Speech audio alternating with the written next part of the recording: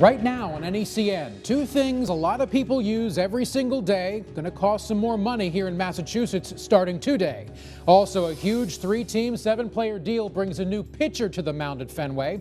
And the shocking new ad campaign in Great Britain aimed at keeping people safe after a night out.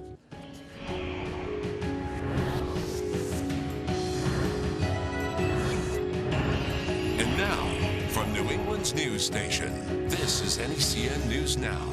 A very good Wednesday afternoon to you. I'm Justin Michaels. And I'm Bridget Blythe. As Justin mentioned, starting today, it's going to cost you more to do this. Fill up your tank or buy a pack of cigarettes in Massachusetts. The state gas tax that still have higher gas taxes, though, than Massachusetts.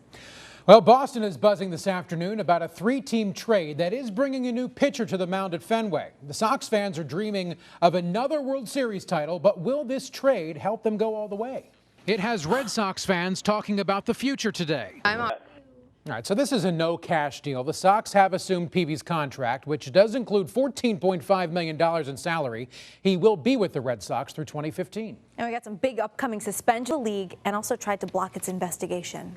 There is a fire under investigation in Connecticut that may have turned deadly. It's now under investigation by the state fire marshal's office, and police say they've found what may be human remains in the debris there. Now, the fire started just before 2 this morning in a garage on Davis Street. It then spread to the home. At this point, it's unclear how this fire started, and police are not certain the remains they found are actually human. But there is an active investigation ongoing. New details are coming. A Boston man is critically injured after being shot in Mattapan this morning. And Boston police, they are investigating. They say the shooting happened on Wilmore Street just after 9 o'clock. And the victim was taken to the Boston Medical Center with life-threatening injuries. There's no word if police have any suspects in custody. Traffic stop leading to a... All right, so it is literally a picture-perfect day outside. I know. I can't wait to get out there, it's Danielle. It's like the easiest day for Danielle Niles ever. It's gorgeous. It's gorgeous. Yesterday it was easy too, you guys.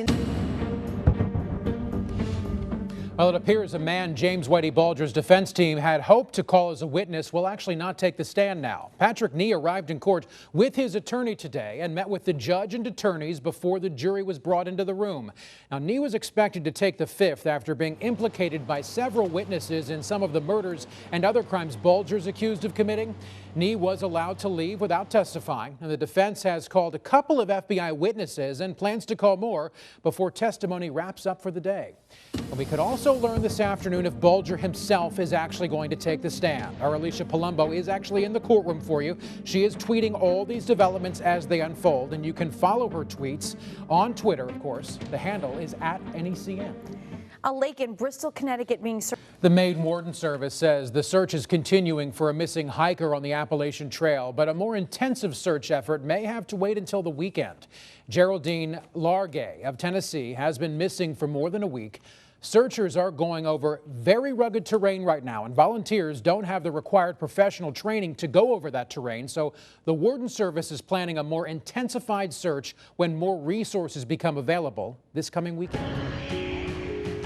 Well, big changes to student loan interest rates could be coming, so you college students, also your parents, listen up for a second. The House is set to take a final vote today on a bipartisan compromise that'll lower student loan interest rates for Stafford loans, but there is a catch. The legislation links these loan interest rates to the financial markets, meaning if interest rates rise and the economy improves, your interest rates are going to go up. Now, this fall, undergraduates could borrow at an interest rate of 3.9%. Graduate students, you're at 5.4%.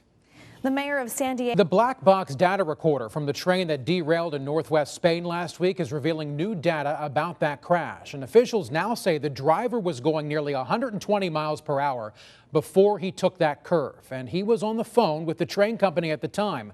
Michelle Kaczynski has the latest from London. We'll bring it to you. Back to more news now from across the pond. This time in England, a new ad is encouraging people to be careful at train stations after they've had a few too many drinks. Take a look here. Dramatic security footage is featured in the ad asking Brits to take care after a night out.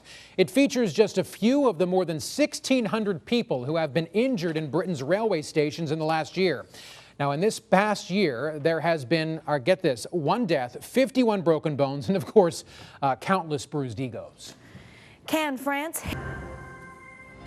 Talk about that weather. We could do it all day long when it's as nice as it is. We were talking, we were out at Fenway this morning covering, of course, all the big news coming from the Sox. Yeah. And you know what?